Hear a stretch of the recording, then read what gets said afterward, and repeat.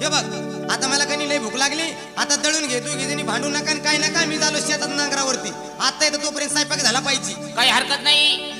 पतिवार्ता story मला बाई दळण दळायचं